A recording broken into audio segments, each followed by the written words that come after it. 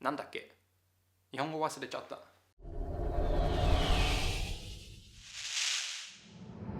Hello, I'm Julian Northbrook from doingenglish.com, coming to you from sunny Ireland. It's been about 6 weeks since I came to Ireland, and that I have been separated from my beloved family, with whom I speak Japanese on a day-to-day basis, and of course all of the media, the films, the TV, the radio that I used to listen to in Japanese every single day. And yes, being by myself in a completely English-speaking environment, I do feel like my Japanese proficiency has dulled somewhat.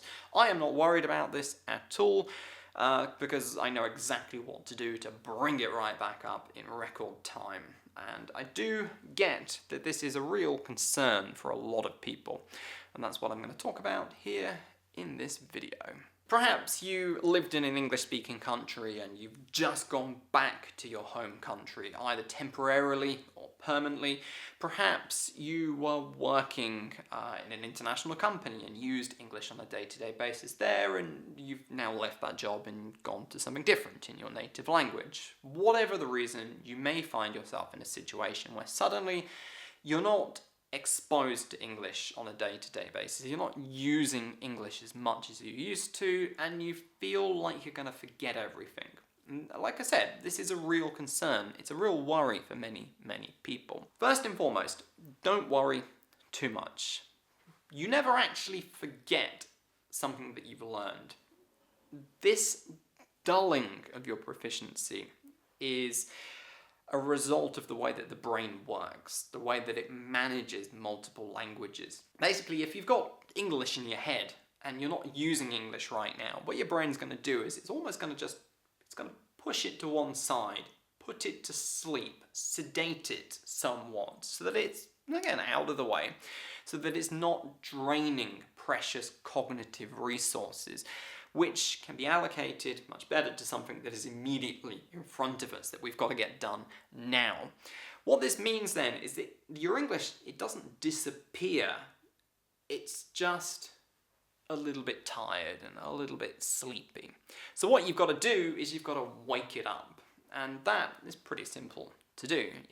It's just a case of getting back into the habit of using English on a daily basis. Once you get back into the routine, it'll come right back up. Easy ways to do this is things like, switching up the media that you consume so that you're watching TV, films, things like that in English, reading books in English instead of your native language, listening to the radio in English instead of in your native language. All this exposure will just help to keep the English up and sharp and active in your brain. Just understand that it's good for keeping your level, not really for improving your level, however. A big mistake that many people make is thinking that they can just listen to stuff all day and suddenly become fluent from that, or go to an English-speaking country and just being there is gonna make them highly proficient in the language. Whereas what they actually find is that if they're not doing anything else, again, the level is just kept, and that's about it. If you want to go beyond the level that you're currently at, you're gonna have to put some hard, intensive, focused study time in to learn the language that you need, to practice it, and to actually force your English to get better and better.